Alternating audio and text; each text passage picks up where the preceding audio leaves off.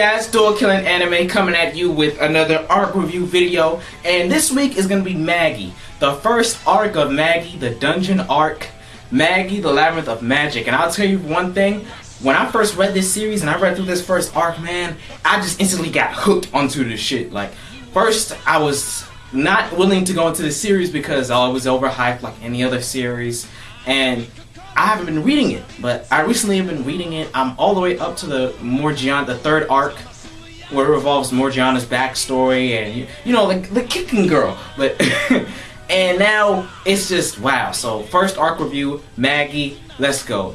Dungeon arc starts off good.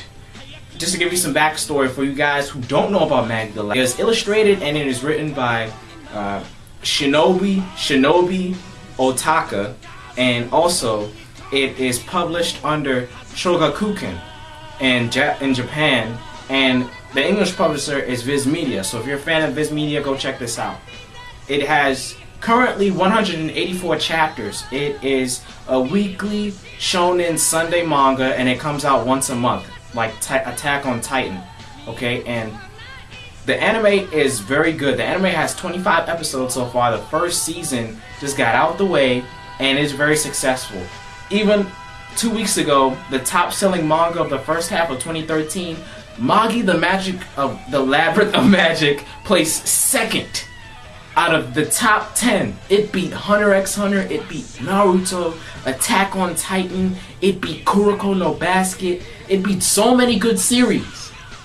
You know, not even Toriko and Bleach weren't even in the top 10. And to think that you guys don't know what Magi is by far, you need to know what this series is. Alright, so let's get into the arc. Dungeon arc is good because when it starts off, you see the main protagonist, who's basically Aladdin. You know, don't think it's this Disney ripoff who just, you know, it's not that.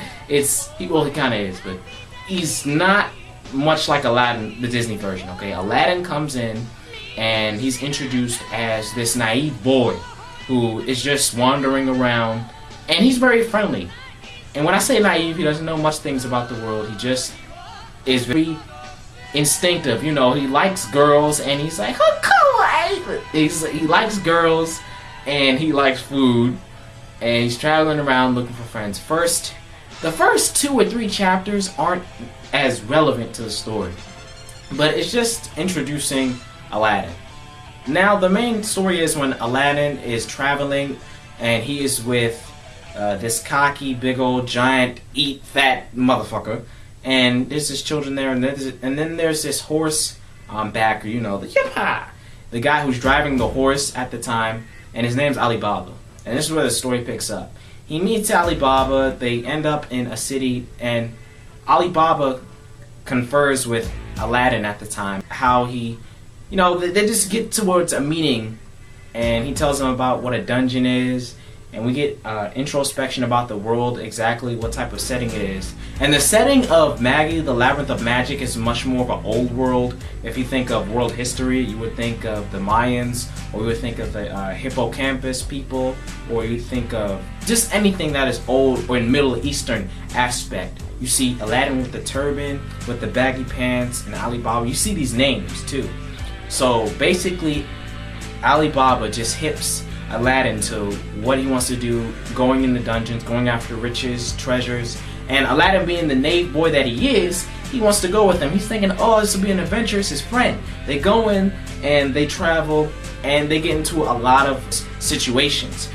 Due to the fact that Aladdin is naive, he sees a slave around, and he manages to free the slave. But in the old world, you freeing a public slave is an act of treason and can get you severe punishment.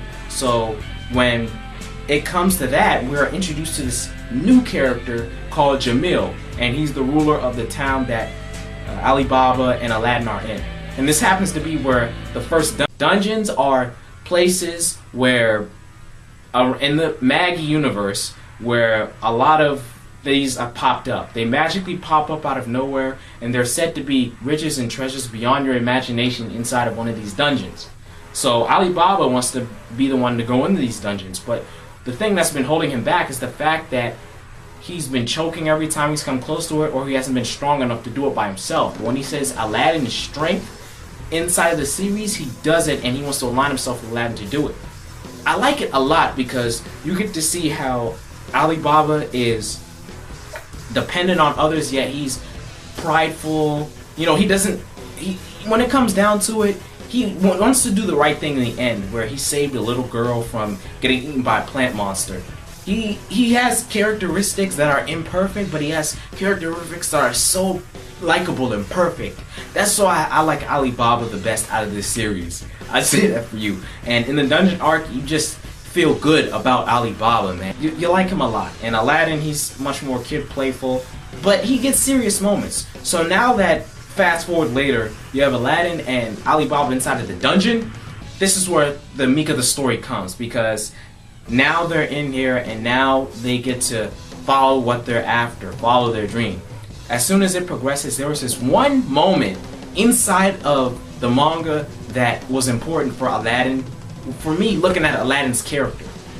And it was the fact that when Alibaba was just marching inside of one of these holes, there were 20 holes and they had to choose the option of where to go to find a treasure, he just blatantly walked in. He didn't question. He was so excited about the fact that he's finally in a dungeon, he didn't question whether he was taking the right or wrong path. But Aladdin stopped him and said, maybe we should rethink and take our steps back. You know, I don't know if it was something instinctively or something upon a whim or spur of the moment, but it made me think that there's more to Aladdin than him being a kid who is most like a shonen main protagonist, where he just acts stupid and then he gets power-ups out of nowhere. Okay? So fast forward a little bit more, we get to see that Alibaba and Aladdin have to deal with, like I said, the person I introduced earlier, Jamil. And the slave that they tried to free earlier, her name was Morgiana. And they also had a slave with them called Gotis. Alright, they had to deal with the conflict of Jamil and his slaves pressuring Aladdin and Alibaba during that time inside of there. And it's a very dangerous cave. They faced threats from slime monsters, they faced threats from spikes, trap holes and everything. And just the setting of how it was inside of the dungeon, it was very well played. There were caves, there were monsters. It was typical. It reminded me of Indiana Jones, Raiders of the Lost Ark, at the beginning where he says, but it was good. And then they went deeper, and then they found this like lavish place where it was gold and funny. It was awesome. It was like an adventure was actually being underway.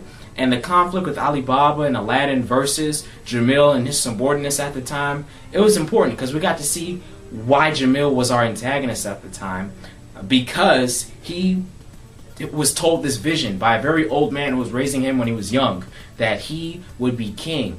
And we also got characters who got to shine, like Morgiana. Her character was tested between what Alibaba and Aladdin wanted her for and what Jamil had instilled in her as a slave. And we got to see what type of man Jamil would be, like I said toward the flashback before. And a little bit towards the end, we got to see what Gotis did. Because he was mostly a silent slave at the time, but he shined at the end where he acknowledged that he betrayed his pride. You know, I'll get more of that later. At the end of it, we learn that Aladdin is someone special in the world. He is the Magi.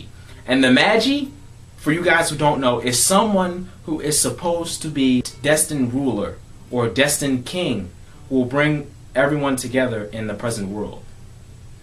That can mean a lot of things. Even though we got that answer, that just leaves a lot to so much questions. The second thing that was revealed is that we learned about jinn containers, because actually Aladdin has this magical flute that when he plays it, he brings out a jinn being. You know, it's a very strong, muscular man who can protect him and who could use his abilities for him. Later on, we get to see another jinn, and you know, he's inside of a pot, and it is Aman. He's a genie.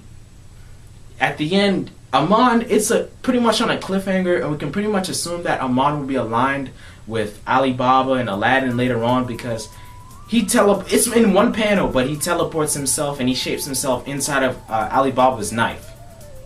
Alright, and at the end of the arc, we see that everyone has returned back from finding the treasure and finding the jinn, and the climax of fighting with Jamil and his subordinates.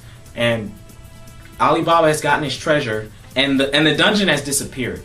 You know, when a dungeon has been cleared, and they use those words in the manga, when a dungeon has been cleared, like a video game, it goes down into the ground and is buried. But Alibaba teleported back to where the dungeon site was, and all these people see him with a lot of treasure.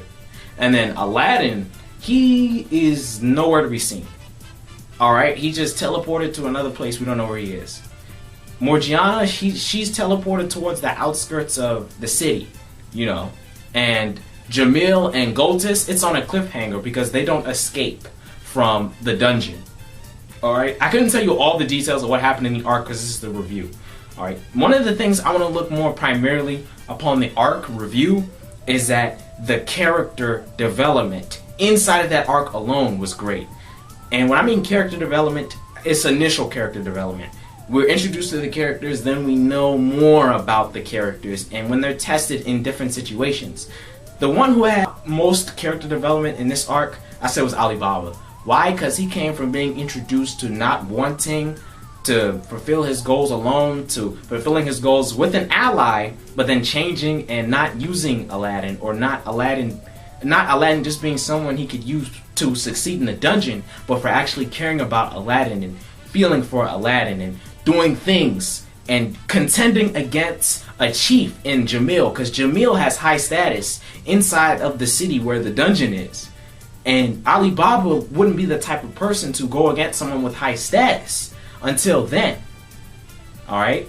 And you could also say Morgiana, because she, at the end of the arc, makes the decision to live rather than to sacrifice from her master, aka Jamil's, abuse. She was abused earlier when she was a child because of slavery abuse. She was whipped. She was taught how to be servant, undeniable truth towards their master, which was great to see her get her will of her own.